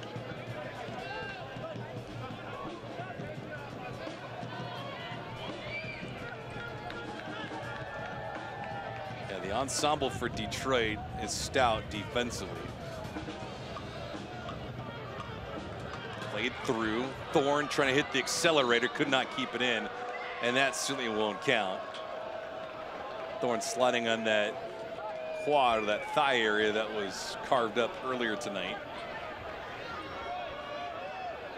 Going forward, I think he's been the brightest spot. The ability to break lines, just pure running. It's a bit too much weight on it from Callum Chapman-Page, but those two have a very good understanding. As Curtis Thorne presses high and wide, gives a real estate for Chapman-Page to step into the midfield his ability, passing range, his vision, very uncharacteristic like for center back. Giving a big value for Anthony Pulis. Well, it's another match that you think about, Ricky, where the offense is not there, but the defense and the activity in the middle of the pitch have been stable. So at least you're not leaking in other parts, even if the offense isn't there just yet. But you figure that time will come. It's just a matter of when. Exactly. There's just too much talent, and that's something that both of these coaches understand. Yes, it's 5 games, 6 games into the season.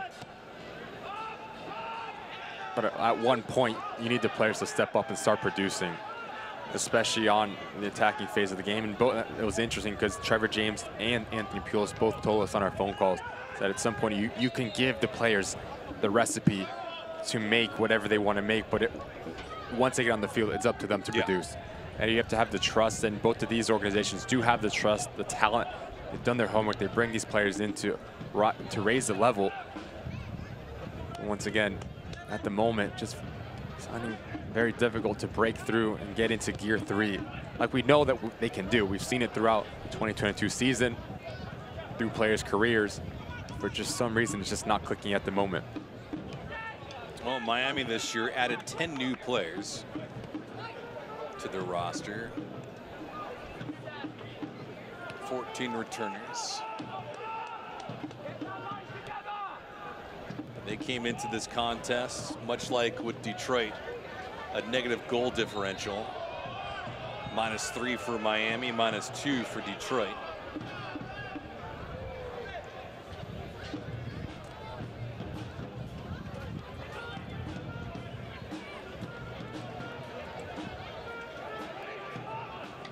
We've got word that there'll be a couple subs for Miami in a brief moment. Let you know who that is when they are officially announced. 62nd minute here from Ricardo Silva Stadium.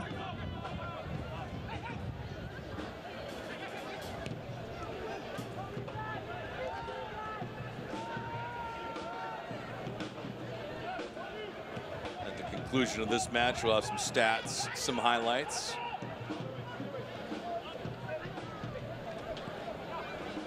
And if we get a moment, we'll also give you some real-time standings, a look at what is in the USL Championship, at least in the Eastern Conference, since that's where both teams reside. Lou City and San Antonio playing tonight, a rematch of last year's drama to close out the season. San Antonio winning it, defeating Lou City. Here's Williams.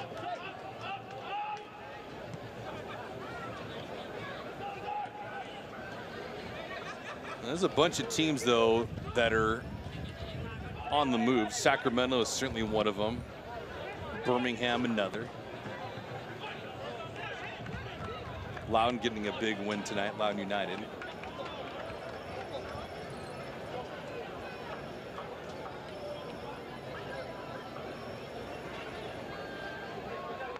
It's one thing that Detroit has had a couple tonight. 3 corner kicks. Miami hasn't had one yet. You're just looking for quality here through Detroit. Set pieces are brilliant ways to claw yourself back into the game and kickstart your attacking unit. You still Bill Hart. Nice heel kick his way. Bill Hart gonna be ruled offside. Once again, just little things like that, lapses of focus. But give credit to Miami FC, steps together to catch him offside. Yeah.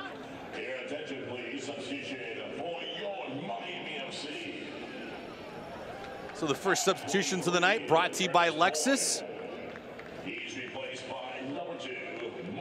Mark Segbers is officially announced. Ryan Telfer also coming in. Segbers going to replace Curtis Thorne. And unfortunate too, because you spoke glowingly about him a few moments ago. He had a lot of jump in his step tonight. He's very active. Thought he was the brightest spot going forward for Anthony Puel's ability to go in behind, provide coverage, the ideas, taking the initiative. As Claudio Repetto comes off now, this man, Ryan Telfer, electric, very powerful, very pacey. How quickly can he get acclimated to this game? Yeah, I tell you what, there's been moments this season Telfer looks like a runaway locomotive. He has that kind of spirit to his game, and you mentioned it, pace. He's got a lot of it. He doesn't need a second invitation to run in behind, take players on. He's going to play centrally. We've seen him play in wide areas. So he needs to alter his game just a tiny bit. You're going to be playing with your lot to your back to goal. Taking a lot of contact. You know this Detroit City side, very stout defensively. He's got the frame to do it. 6 foot tall and 170 pounds. A player down for Miami at the top of the screen. Let's see who that is. It looks to be Chapman Page, and it is. I didn't even see Chapman Page go down until he was brought to his knees. And Flo Valo asking for a sub. Chapman Page saying, I don't need it. Yeah, that's not a good sign. That's brutal. That is not good for Miami when you're talking about a guy like Chapman Page. Oh, man. That is in the area of a hamstring. Brutal. It's like you take a dart to the hamstring and you hear a pop or you feel it. Yeah, those are never fun, especially when there's no contact. Oh. It's such a big part of Miami FC. Ooh. You can see the grimps on his face as well. That is a big loss. Hamstrings and quads, though, those are two of the biggest muscles in your body. And for Chapman Page, who had plenty of good moments tonight, a header here in the second half that was denied by Steinwasser, and a shot earlier in the first half that went over the net. It's a bad blow for Miami FC.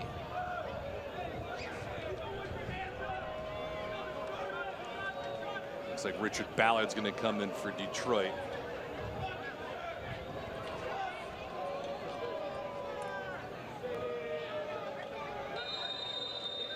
We got this FPL corner kick for Miami FC, their first of the evening. Let's see if Lauren can give us an update on Chapman Page when permitted. This one played in, and tell you what, that was a good look though from Paco Craig. And looks like we could get another FPL corner kick. So we go back to back in this sequence. Oh, and you can't help but notice Callum Chapman Page still walking very gingerly. We'll go behind the net of Detroit.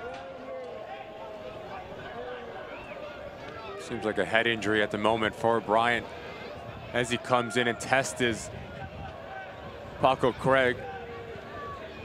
It's good refereeing to stop the play, not letting it go on.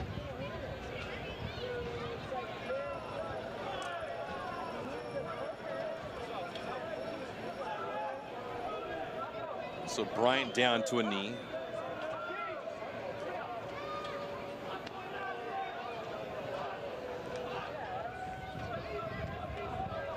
A bit of a collision, it looked like, between Bryant and Paco Craig inside the box. And he appears to be okay.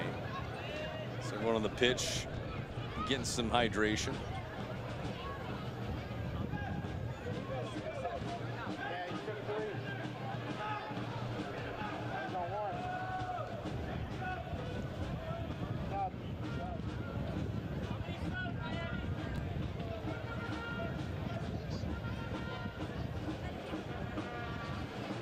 Alexa's substitution as Ben Mines will come in, replacing Chapman Page.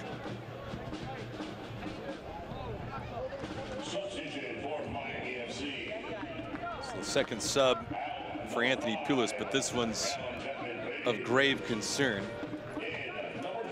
We had talked about this at the top of the show, that Kyle Murphy's the first guy that's been injured for Miami. But now you lose Murphy and you lose Chapman Page. Well, that is a gut shot to the psyche of Miami.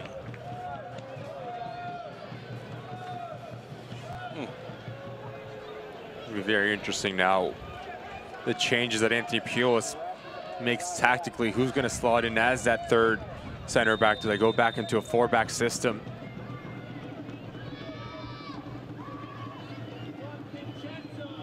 Hernandez being fended off. Mines the heel. Velo outside. Salazar and Bolu trying to apply some pressure still and got contact. As getting dropped was Bolu, who went down.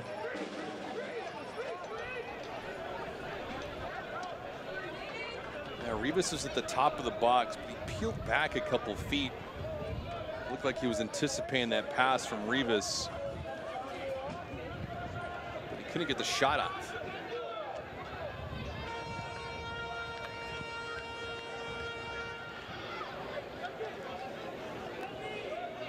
You're looking for quality here, Brandon Stanley.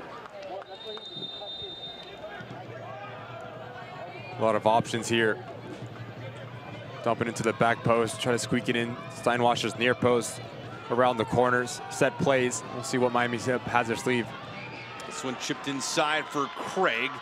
Not enough lift on it.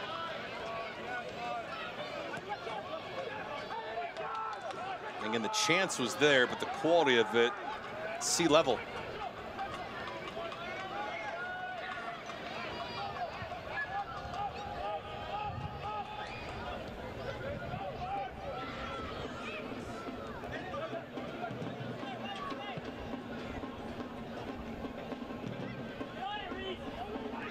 The heads up fans, Select, the official match ball supplier of the USL Championship and many elite leagues throughout Europe. Visit www.selectsportamerica.com for the latest Select products, specials, and more.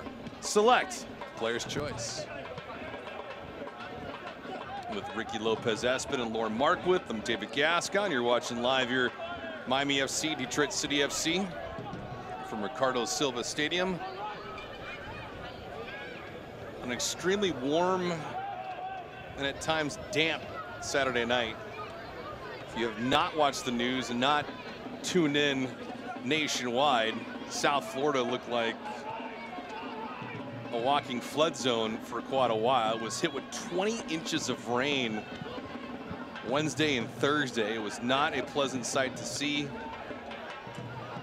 Conditions have certainly opened up. Speaking of opening up, Detroit trying to get on the board for the first time tonight to draw some blood. This one volleyed around a little bit. That shot rolls in, and Zendejas had a good angle on that bid. It's like the first bit of creativity from Detroit we've seen in probably the last 40 minutes. And the first time they've got into their final third. Much of this second half have been just on their heels in the defensive shape.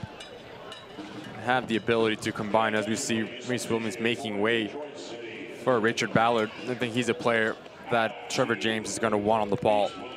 The rest of this match, very clever in the spaces that he picks up, very comfortable 1v1. Formerly played for Miami FC, so he's very familiar with his opposition. And the extra motivation factor as well. Yeah, he was with Miami for a couple of years, and prior to that, won a USL Championship title with Lou City. Won 2 titles during his tenure there. Played his college ball with the Hoosiers at Indiana.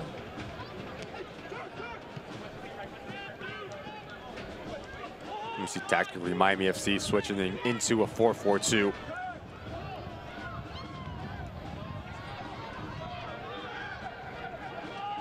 Mines. Soft on the pass again. Somehow got it back, earned it, and now here comes another corner. You have Mark Zegberts playing as the right back. Aiden Stanley as the left back. Hernandez, Paco Craig as the two central players. And this man playing up top next to Ryan Telfer. A lot of pace on the right-hand side. The relationship between Segbers and Ben Mines is going to be very difficult to deal with if you're Jope and Billhart. We have our third FPL corner kick of the match. Rodriguez and Hernandez exchanging some pleasantries here.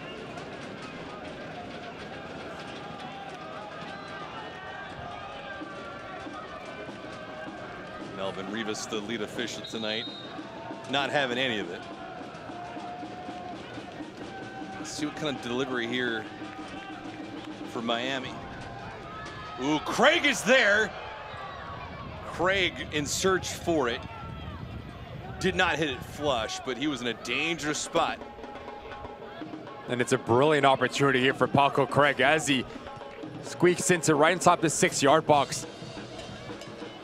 Very clean contact he should get on this ball. The quality to put it on target, but give credit to Matthews, makes his life extremely difficult.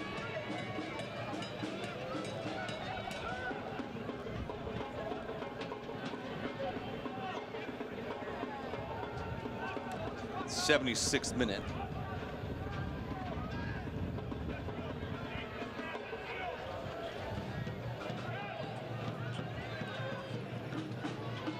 Jope, who had it, got it back, played in.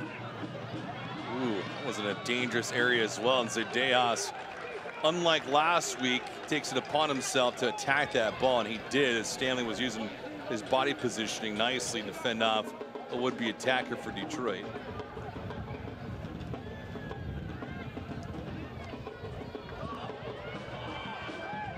Zendejas continuing to have some trouble with the ball.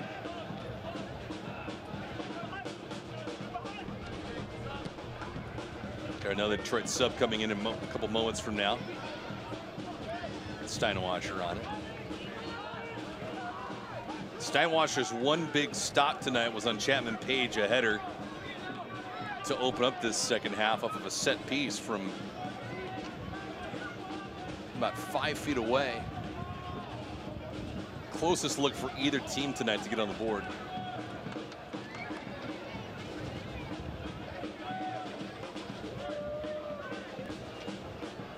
We just got word that Mark Witt working the sidelines tonight has an idea of what's going on with Callum Chapman Page. So let's turn it over to Lauren and see what we got. Lauren.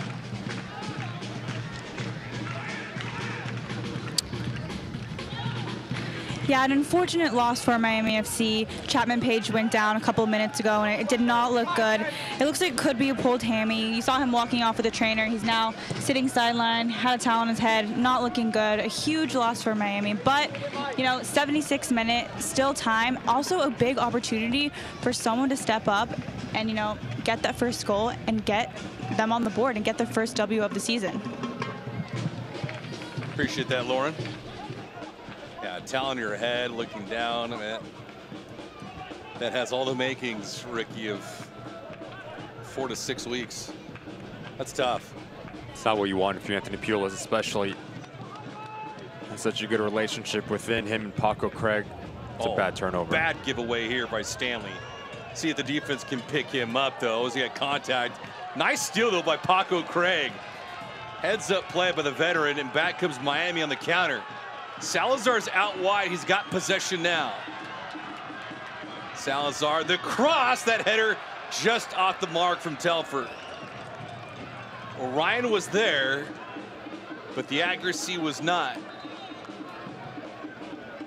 And they have the quality to go in behind Miami FC with the likes of Florin Velo pulling the strings as Joe Robinson steps off his line and gives Salazar the freedom. As he clips this ball back, I don't know if it's to Ryan Telfer or Ben Mines making that secondary run. But if you're Miami FC, you need to test Steinwasser in that situation. You need to get that ball on target. The quality that you have between Salazar, between Ryan Telfer, between Ben.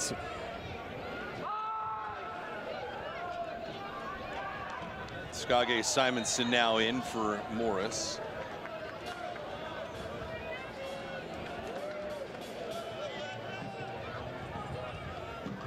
Skage, you mentioned Ricky at the top of the show. He's one of a handful of players that is coming in now. And another fresh face for Trevor James. Just has the ability to produce something out of nothing. You talk to anyone around the USL Championship, he does things with the ball that most players never even tried. But the always question with Skage was just having that final product, more goals, more assists, because the talent is there. But it's a result-driven business. You need to get the end product, goals, assists, combination play. But what an amazing opportunity for him, 10 minutes left in this game, to make his impact felt. Salazar overplayed that ball. Hustling back is Paco Craig. Another good play by Paco. Not giving much up defensively. McCabe. Tommy here. Just a little bit off the mark. Simonson coming over from Loudoun United. Played college ball at a couple different spots. St. John's, and then transferred to SMU, Southern Methodist University. So he was in Texas for a bit. Selected 69th overall just a couple years ago by DC United. But much like almost everybody for Detroit, lacking in the productivity standpoint for offense. No goals and 1 assist as we're in the 81st minute. Rivas couldn't hold on possession, but stays with Miami.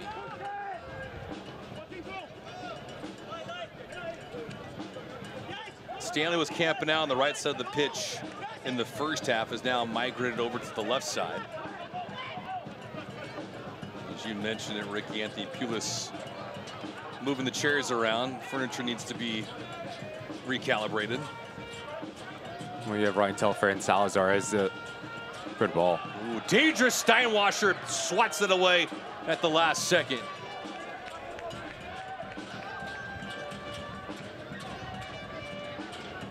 Maybe a lack of volume, but he's been well prepared when the moments have been presented to him. How about this attempt from about 40 yards out? Now there's ambition. I think in that spot there, Eric, you're thinking, Ricky, maybe something else should have developed underneath. He makes the wrong decision in the end. Hernandez stepping up into that final third, traffic on his backside. Just circulate the ball, move the ball from left to right. And frustrating on the attacking phase for Anthony Pulis today.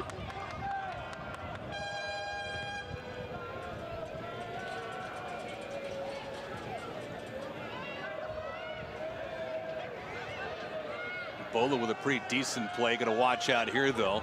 On the outside, that shot, Zendejas might have gotten a whisker on it. Rutz's first bid tonight towards target. It feels like the last time you mentioned Connor Rutz was when we introduced the starting 11.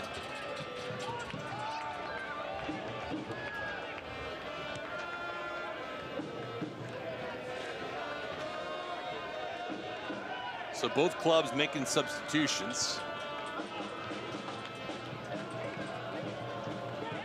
Pleading for some offense. This one playing at the top of the box.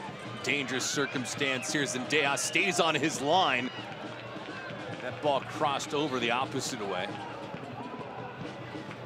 Shots right now 11-4 in favor of Miami. That shot just missed short side against Zendejas.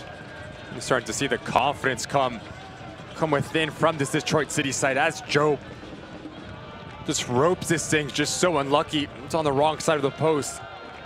But you just bring Richard Ballard in centrally, makes everything click. Simonson stays high and occupies the 2 center backs. That gives the real estate for players to come around the corner. We've seen Connor Rutz get involved. Now it's Joe coming in from a deep lying position.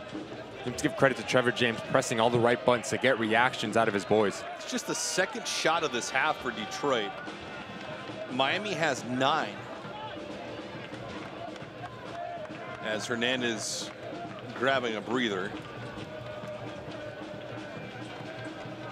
If you're just joining this match, Callum Chapman Page for Miami FC. He blew a tire. And as Lauren had reported, tweaked his right hamstring. How much he tweaked it, we do not know. He'll get some medical attention over the next 48 hours to see the severity of it. But that is a big shot to the defense of Miami FC.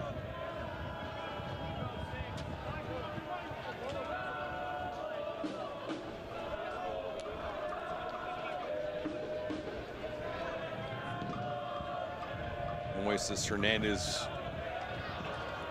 is going to step off. Dennis Dawina now in. Elects the substitution. Christian Sordo is also going to enter the fray. Waiting for Christian. There he is. Christian coming in right now for Michael Salazar.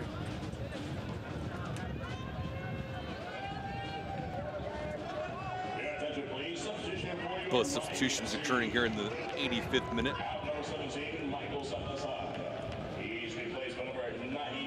Eerily similar to what happened last week with the substitutions coming in against Tampa, Ricky, but in a match like this where it's scoreless, you're not chasing a game anymore. You're just looking to preserve a point, I would imagine, yes?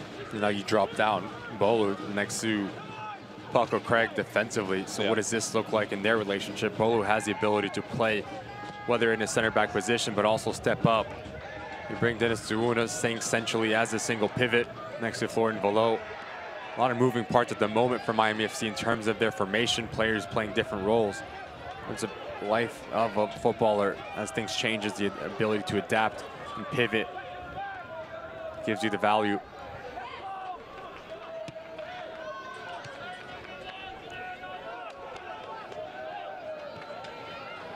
Detroit threatening here with some numbers. Simonson wanted to get that pass on the right-hand side, but it never came his way. This one played through. Nice job by Stanley to have it exited stage left. But it's terrific 1v1 defending there from Paco Craig. Doesn't leave his feet, doesn't bite at any body feint, stays his ground and denies Richard Ballard a look at goal. Sordo now. His first touch of the night. Ballard also coming in. We mentioned a couple of moments ago. And Telfer taken out.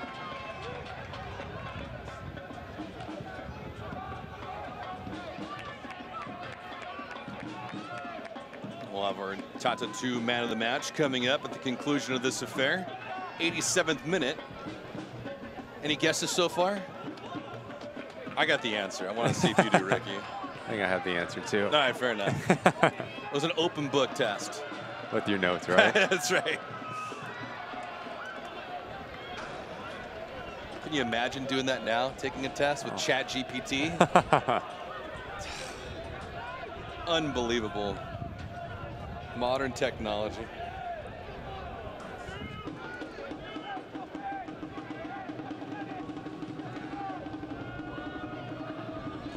Another substitution for Detroit coming in a brief moment.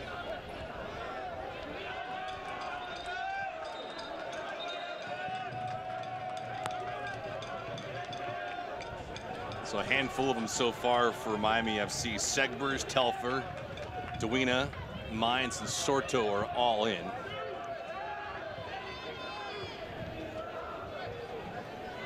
Adrian Billhart will depart.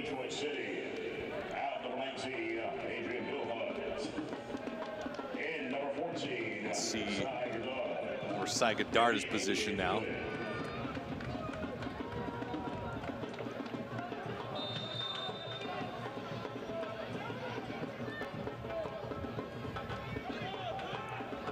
Just the third sub tonight for Trevor James.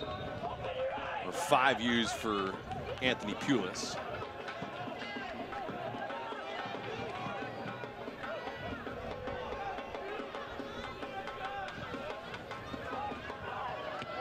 See if someone can get on the board. Mines trying to create. He can't.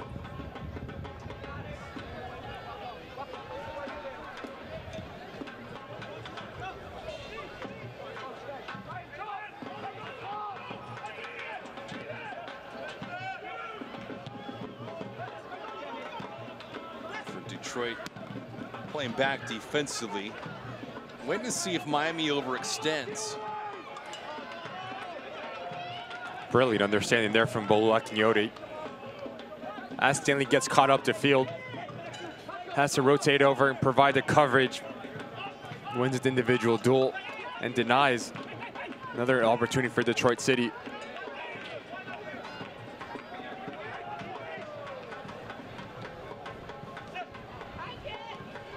Telfer, the chip.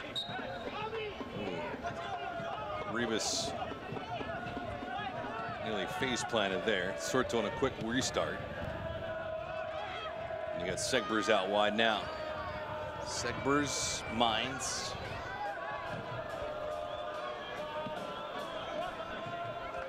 And there's Aiden Stanley. Stanley. Sorto. Ooh, Rivas had that one just slip off his foot. Here's Stanley again. Stanley. Head up all the way. He's got 4 near him. Bolu. With some open space. Beg your pardon, that's Duina. Duina, not a good proposition there. He could have split 2 defenders and just elected not to do so.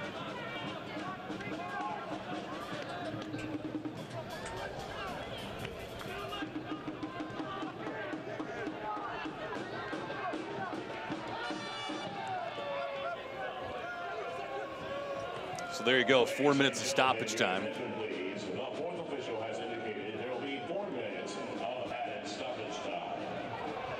See if something does materialize for the hometown faithful. Again, Detroit has been held without a goal in USL Championship since March the 18th. It's not any better for Miami FC. Got shut out last week by Tampa. 2-0, and they've scored 3 goals this season. That's it.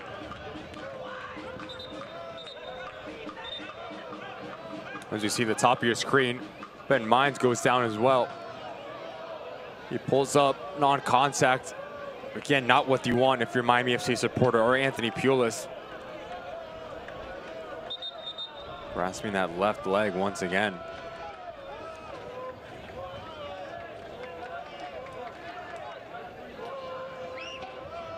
That's never a good sign.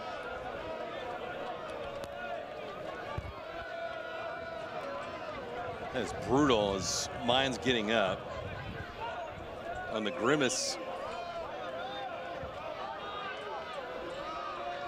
But you know, playing in this type of an environment too, Ricky, is once you feel it go, muscle, you better lay off the gas.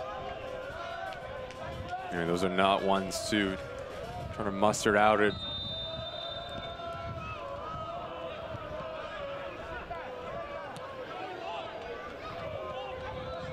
Telfer. Sorto behind the back of Rivas. I don't know how Rivas kept it in. You see now that Miami FC going up. Able to substitute is Jake McGuire, goalkeeper. So what does this look like? Playing down with 10 men for the remainder of this game. A 5-3-1 formation we're being told at the moment.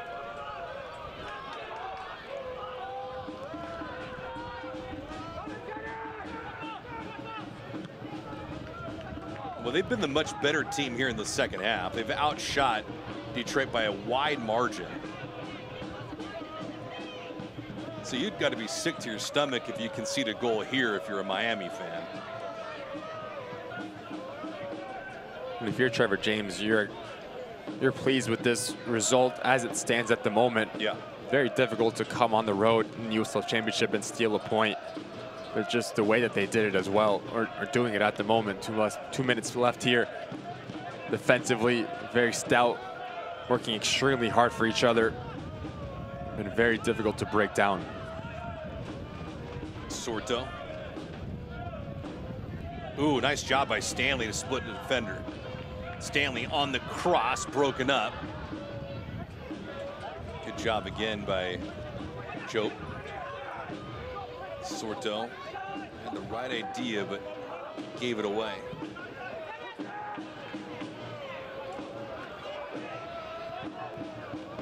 Closing minutes to this contest. See if Miami has any kind of late game magic.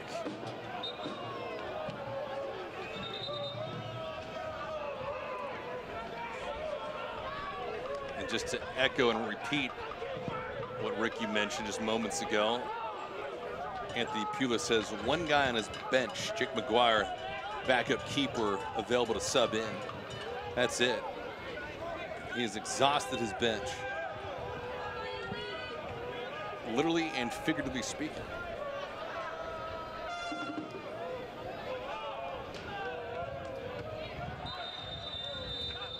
And that's going to do it. Melvin Rivas blows the whistle, and hard to believe, unless you've been following this team all season long, Miami FC plays to another draw.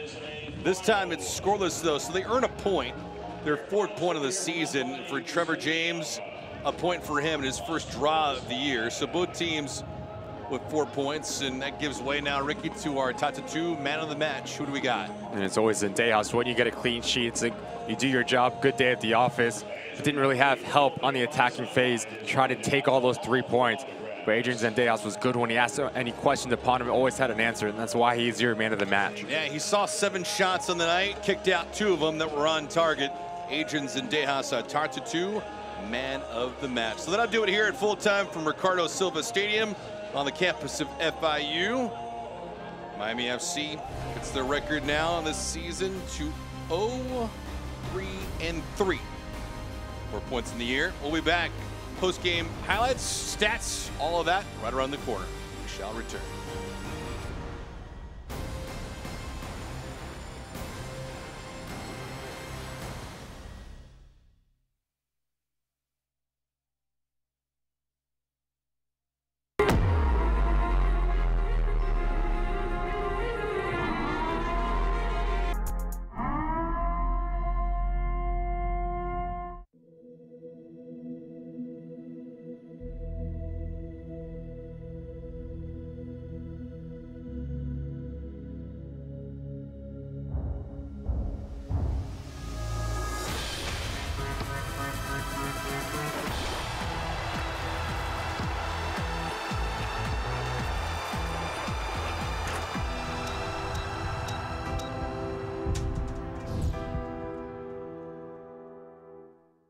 No one was born a hero. It's an everyday journey. There are no shortcuts, no days off, no perfect scenarios. Things won't always go the way you expect. But overcoming challenges is part of the game too. Your time is now. When passion runs through you, become your own hero.